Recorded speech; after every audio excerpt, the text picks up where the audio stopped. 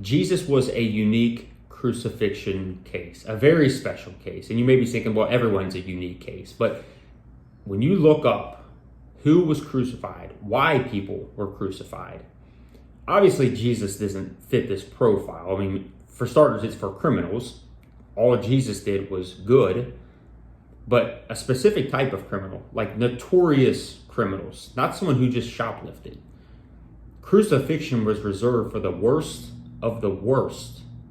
Yet we have Jesus here who was the best of the best. I mean, none of us are good, but yet Jesus supersedes anyone who has ever walked this earth, and yet he received this punishment.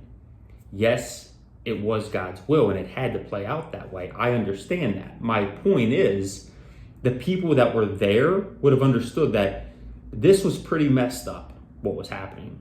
That all Jesus did was serve others, love others. We have no record of him doing any wrong, but yet here he was receiving a criminal's pen, not just a regular criminal though.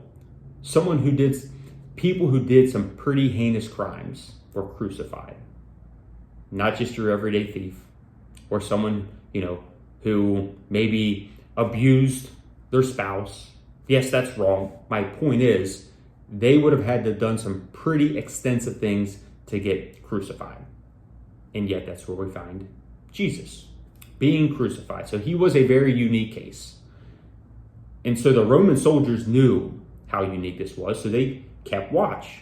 As it says, after they divided up his garments, it says they sat down and then they watched him, making sure that no one would mess with Jesus. No one would try to take him down, save him, and put this off, help the ploy, if you will, that he would rise again. They wanted to make sure that the job was done.